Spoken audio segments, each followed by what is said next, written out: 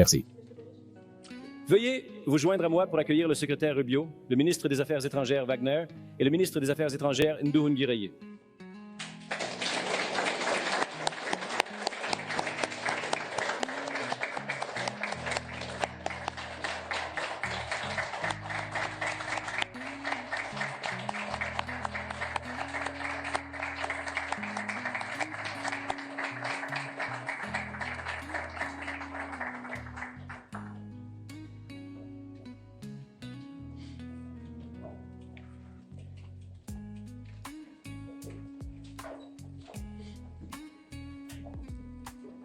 Monsieur le secrétaire Rubio, ministre des Affaires étrangères Wagner, ministre des Affaires étrangères Nduhungireye, ministre d'État Al-Khelaifi,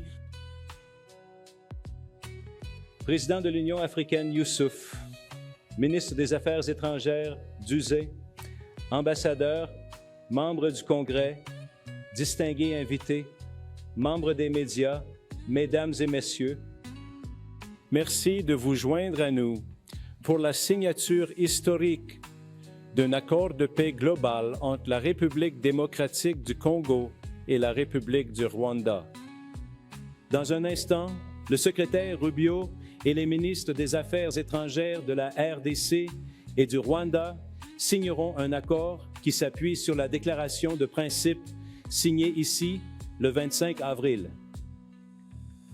Avec leur signature, l'accord de paix entrera en vigueur, mettant fin à un conflit de 30 ans et ouvrant pour les deux pays et leur population un chemin vers la paix et la prospérité. Cela ne serait pas possible sans le leadership et la vision du président Trump. Il a fait de la paix une priorité de son administration et nous avons répondu à son appel pour trouver une résolution pacifique à ce conflit. Je tiens à reconnaître le travail infatigable que les deux ministres des Affaires étrangères et leurs équipes ont effectué pour parvenir à cet accord.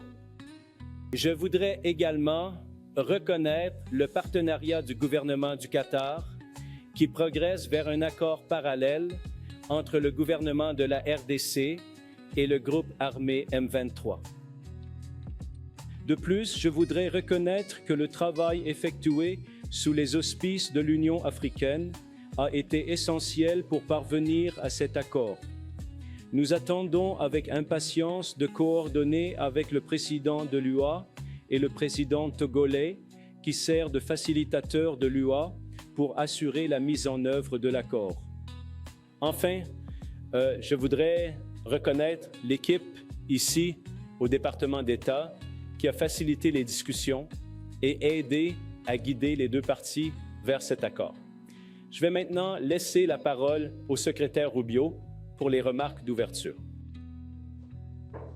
Merci et je suis honoré que vous soyez tous ici aujourd'hui. Je suis honoré d'être rejoint par mes homologues de la République démocratique du Congo et du Rwanda et par le travail acharné que vous avez tous deux fourni pour que cela se réalise. C'est pas facile. Il reste encore du travail à faire, mais évidemment en termes de mise en œuvre, mais nous sommes très honorés que vous soyez tous les deux ici. Ce fut un honneur de travailler avec vous deux. Nous avons beaucoup de gens à remercier. Évidemment, la formidable équipe ici au département d'État qui a fait un excellent travail. Monsieur Bulot qui a fait un travail phénoménal. Il est en poste depuis environ 10 semaines maintenant. Il s'est vraiment investi à fond dans ce projet et a fait un excellent travail. Et nous vous sommes reconnaissants pour tout votre travail. Évidemment, cela n'aurait pas pu se faire sans des amis et partenaires aussi proches que l'Union africaine et le Qatar, avec qui nous travaillons beaucoup ces derniers temps. Nous faisons beaucoup de choses avec vous et vous avez été très influent dans l'Union africaine. Sans vous, cela n'aurait pas pu se faire. Je veux dire, vous avez rassemblé tout le monde. Je tiens à reconnaître mes pourrais-je dire, anciens collègues. Ce n'était pas il y a 6 mois, j'étais encore sénateur, mais ils sont maintenant ici, les sénateurs Rounds et Risch. Le sénateur Risch est le président du comité des relations étrangères et un très proche ami à moi, et il a évidemment suivi cette question de très près. Il en a fait une priorité. Et le sénateur Rounds, qui m'en parlait avant même que je sois nommé à ce poste, et même pendant le processus de nomination. Et nous avons d'autres qui n'ont pas pu venir aujourd'hui, que je veux également reconnaître, les sénateurs Coons et Booker. Il y a eu beaucoup d'intérêt à ce sujet et nous leur en sommes reconnaissants à tous. Ils ont été invités, mais je suppose, vous savez, ils ont des choses à faire au Sénat, comme vous le savez. Mais nous sommes reconnaissants que vous deux soyez ici et c'est essentiel. C'est, vous savez, un moment important après 30 ans de guerre. Le président Trump est un président de paix. Il veut vraiment la paix. Il la priorise avant tout. Nous avons vu son intervention dans le conflit entre l'Inde et le Pakistan. Nous avons vu son intervention récemment, il y a quelques jours, dans une guerre très dangereuse, n'est-ce pas? Une guerre très dangereuse qui aurait pu vraiment dégénérer et son intervention a rendu cela possible. Et il y a d'autres endroits où nous voulons voir cela, mais nous sommes très enthousiastes à ce sujet et nous avons hâte d'avoir les chefs d'État, les présidents des pays respectifs ici à Washington dans quelques semaines pour finaliser le protocole et l'accord complet. Mais aujourd'hui est une étape importante dans cette direction et nous sommes reconnaissants de pouvoir l'accueillir ici au département d'État. Et juste en pensant, vous savez, nous pensons parfois à la paix. Ce n'est pas seulement mettre fin aux guerres, et ce n'est pas seulement sauver des vies. C'est permettre aux gens de vivre, c'est permettre aux gens d'avoir maintenant des rêves et des espoirs pour une vie meilleure, pour la prospérité, pour des opportunités économiques, pour la réunification familiale, pour toutes les choses qui rendent la vie digne d'être vécue. Ces choses deviennent impossibles quand il y a la guerre et quand il y a des conflits. Nous sommes reconnaissants d'avoir joué le rôle que nous avons joué. Nous reconnaissons qu'il reste encore du travail à faire, mais nous vous remercions tous très sincèrement pour votre participation à cette journée historique et importante. C'est vraiment pourquoi je voulais ce poste ou pourquoi j'ai tant aimé ce poste. Ce sont des moments comme celui-ci. En essence, le département d'État est vraiment le département de la paix. Il est conçu pour rassembler les gens, tant dans nos relations avec d'autres pays, mais dans la mesure où nous pouvons utiliser le statut et l'influence des États-Unis pour rassembler les autres. Cela rend le monde meilleur et je crois sincèrement que quand il y a la paix dans le monde parmi des amis qui peuvent avoir des désaccords et des conflits, cela aide vraiment l'Amérique. Cela contribue à rendre l'Amérique plus forte, plus sûre et plus prospère. Cela nous donne des partenaires avec qui nous pouvons faire des affaires, et des partenaires avec qui nous pouvons travailler pour faire face à l'insécurité et aux menaces pour notre sécurité nationale et pour notre sécurité nationale collective. Alors, nous sommes reconnaissants à tous les deux. Je sais à quel point cela a été difficile et combien de travail y avait été consacré. Et nous savons qu'il reste encore du travail à faire. Mais nous sommes reconnaissants de vous avoir ici aujourd'hui. Nous sommes honorés de faire partie de cela. Nous sommes ravis d'en faire partie. Et encore une fois, je tiens à remercier tout le monde ici dans notre bureau d'Afrique et au département d'État. Et encore une fois, notre superstar là-bas, M. Boulos, que voulez-vous faire ensuite après avoir terminé cela? Hein? Soudan, oui, très important. En fait, très, très important. Et vous êtes très impliqués là-dedans aussi. Alors, qu'est-ce que vous faites cette semaine au Qatar? Vous voulez travailler, hein? Oui. Nous vous sommes reconnaissants à tous. Merci. Merci. Merci, Monsieur le secrétaire. Je me tourne maintenant vers le ministre des Affaires étrangères du Rwanda pour ses remarques. Merci. Secrétaire d'État, Marco Rubio, ministre Jehez Kalikanda maintenant, le président de la Commission de l'Union africaine, Mahmoud Youssouf, ministre d'État Mohamed bin Aboul Golaifi du Qatar, mon collègue ministre des Affaires étrangères du Togo, Robert Duzé, sénateur, homme, chers collègues, bon après-midi. Permettez-moi de commencer par exprimer notre sincère gratitude au président Donald Trump pour son engagement personnel à faciliter cet accord historique. Nous exprimons également notre reconnaissance au secrétaire d'État Marco Rubio, au conseiller spécial M. Mossad Boulos et à toute leur équipe du département d'État. Votre dévouement a été indispensable. Cet accord est le fruit de mois d'efforts coordonnés par de multiples acteurs. Il est très important de noter que l'État du Qatar a joué un rôle absolument central. En effet, l'ouverture qui a conduit à l'accord d'aujourd'hui a commencé à Doha. Nous apporterons tout notre soutien dans les semaines à venir aux efforts de médiation du Qatar, dirigés par le ministre d'État Mohamed bin Aboul Golaifi, pour sécuriser un accord de paix entre le gouvernement de la RDC et l'AFCM 23. Ce processus est déjà bien engagé.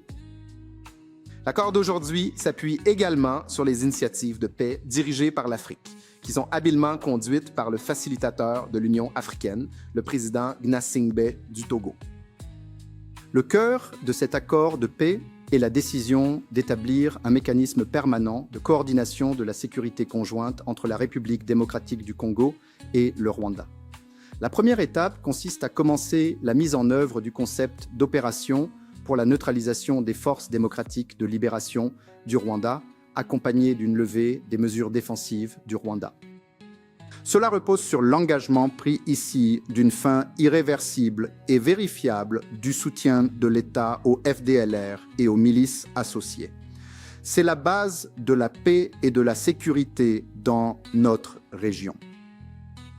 Les FDLR ne sont pas une milice ordinaire. Ce sont les restes des forces qui ont commis le génocide contre les Tutsis en 1994, au cours duquel 1 million de personnes ont été tuées. Avec cet accord, nous nous sommes également engagés à faciliter le retour des réfugiés dans nos territoires respectifs avec le soutien de l'UNHCR.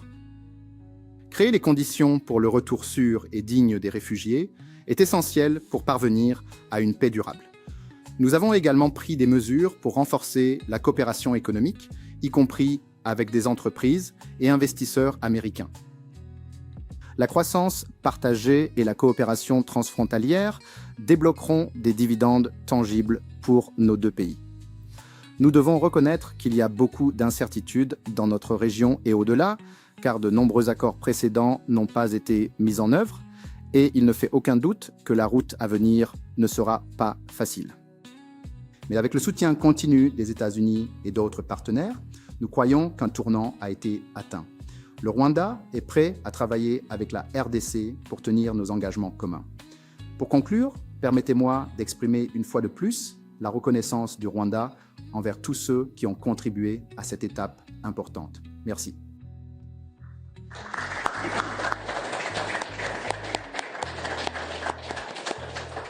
Merci, Monsieur le ministre. Je me tourne maintenant vers le ministre des Affaires étrangères de la République démocratique du Congo. Monsieur le secrétaire d'État, l'honorable sénateur Marco Rubio, Dr Mossad Boulos, conseiller principal pour les affaires africaines, Son Excellence Monsieur Mahmoud Ali Youssouf, président de la Commission de l'Union africaine, Son Excellence Monsieur Olivier Nduwuyer, ministre des Affaires étrangères de la République du Rwanda, Son Excellence Dr Mohamed bin Abdulaziz Al-Saoulifi, ministre d'État au ministère des Affaires étrangères de l'État du Qatar, Son Excellence Monsieur Robert Duzé, ministre des Affaires étrangères de la République du Comte du Togo, désolé. Sénateurs, Excellences, invités distingués et à tous les citoyens congolais qui suivent ce mouvement, où que vous soyez. Il y a 2 mois, dans cette même salle, nous avons signé une déclaration de principe, notre premier pas concret pour rompre avec l'impasse et tracer une voie vers la paix. Aujourd'hui, ce choix prend forme et des efforts soutenus ont porté leurs fruits. Avec cet accord de paix, nous ouvrons un nouveau chapitre. Un chapitre qui exige non seulement un engagement, mais aussi le courage de le mener à bien. En signant cet accord, nous réaffirmons une vérité simple. La paix est un choix, mais aussi une responsabilité. Celle de respecter le droit international, de défendre les droits de l'homme et de protéger la souveraineté des États. Ceux qui ont le plus souffert observent. Ils s'attendent à ce que cet accord soit respecté, et nous ne pouvons pas les décevoir. Cet accord s'appuie sur les efforts de nombreux acteurs. Tout d'abord, nous voulons exprimer notre sincère gratitude à son Excellence, le président Donald J. Trump, pour son engagement envers ce processus de paix. Son leadership a maintenu ce processus concentré et orienté vers les objectifs, et cela dès le premier jour.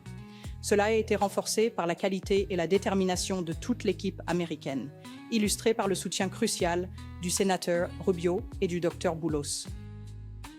Nous saluons son Excellence le président Félix-Antoine Tshisekedi Tshilombo pour avoir choisi le chemin le plus difficile, une paix fondée sur le principe et la dignité de notre peuple. Nous remercions le président João Lourenço d'Angola, facilitateur du processus du Rwanda, pour avoir jeté des bases essentielles. Nous sommes également reconnaissants envers l'État du Qatar et son Altesse l'Émir, dont le leadership a été essentiel pour organiser la première rencontre directe entre nos 2 chefs d'État en mars, une étape courageuse qui a jeté les bases du dialogue. Le Qatar a depuis facilité d'autres discussions à Doha et est resté un partenaire de principe et constant tout au long de cet effort de paix. L'Union africaine, par l'intermédiaire de son président et du facilitateur désigné, son Excellence Faure Gnassingbé du Togo, a ancré ce processus dans une appropriation africaine. Enfin, nous remercions l'équipe de négociation de la RDC et du Rwanda pour leur persévérance et leur dévouement. Ce moment a mis longtemps à arriver. Cela n'effacera pas la douleur, mais cela peut commencer à restaurer ce que le conflit a volé à de nombreuses femmes, hommes et enfants. La sécurité, la dignité et un sentiment d'avenir. Pour la région des Grands Lacs, cela offre une rare opportunité de tourner la page, non seulement avec des mots, mais avec un véritable changement sur le terrain. Certaines blessures guériront, mais elles ne disparaîtront jamais complètement. Elles ne peuvent se recouvrir, mais la peau restera à jamais fine et fragile, et au fond, la chair se souviendra toujours. Parfois, nous nous sentirons engourdis, et d'autres fois, nous ressentirons une douleur soudaine qui nous rappellera ce qui a été perdu à jamais. Les cicatrices que nous portons sur nos corps et dans nos âmes nous rappelleront ce qui ne doit jamais être oublié, répété ou accepté. Il y a quelques jours à Kinshasa, une coalition d'organisations de femmes m'a transmis un message clair. Nous ne voulons pas d'une paix d'élite. Nous voulons une paix réelle, vécue, partagée et construite avec nous. Nous ne voulons pas d'une paix façonnée par les élites. Nous voulons une paix réelle, vécue, partagée et construite avec nous. À nos concitoyens de l'Est, cet accord a été signé en pensant à vous. Il prévoit le désengagement des forces armées, la protection des civils, le retour des personnes déplacées et des réfugiés sous l'autorité du gouvernement et établit un mécanisme de suivi pour garantir le respect de l'accord. Ce ne sont pas seulement des mots sur papier. Ils doivent maintenant se traduire en action avec justice, responsabilité et volonté politique. Cet accord de paix est le point de départ, pas l'objectif final. Il doit maintenant être suivi par le désengagement, la justice et le retour des familles déplacées, ainsi que le retour des réfugiés, tant en RDC qu'au Rwanda. Cependant, aucun texte, même scrupuleusement négocié, ne peut à lui seul porter le poids de la paix. Je me souviens encore, le jour où nous avons signé la déclaration de principe, un membre de l'équipe américaine a dit « Si c'était facile, cela aurait été fait il y a longtemps ». Cela est plus vrai maintenant que jamais. Ce que nous avons signé n'est aussi fort que notre volonté de le mettre en œuvre. Nous, la RDC, combattrons certainement et résolument pour que cet accord soit respecté, non avec nos mots, mais avec nos actes. Aujourd'hui, nous avons choisi la paix. Ce qui importe maintenant, c'est que nous la protégions et prouvions à notre peuple et au monde entier que même dans une région marquée par de profondes cicatrices, la dignité et la coopération peuvent prévaloir. Ainsi, notre travail commence véritablement maintenant. Merci.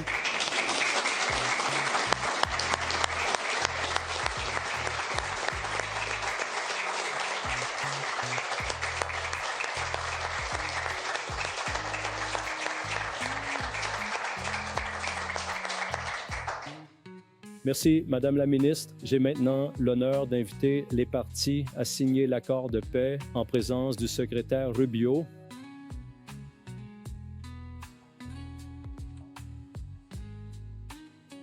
L'accord, en cours de signature, comprend des dispositions sur le respect de l'intégrité territoriale et l'interdiction des hostilités, le désengagement, le désarmement et l'intégration conditionnelle des groupes armés non étatiques, l'établissement d'un mécanisme conjoint de coordination de la sécurité, la facilitation du retour des réfugiés et des personnes déplacées à l'intérieur du pays, ainsi que l'accès humanitaire, la réaffirmation du mandat de la MONUSCO et l'établissement d'un cadre d'intégration économique régionale.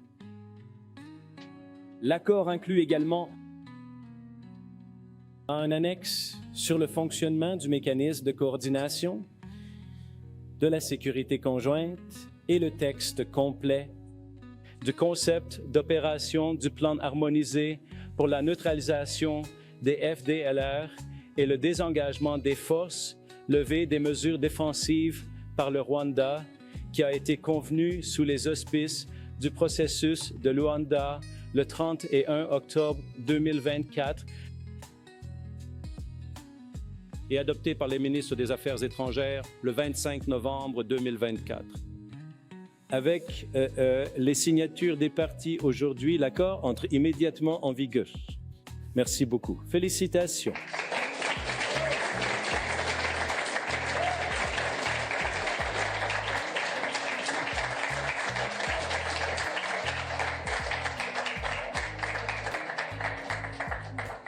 Cela conclut les délibérations.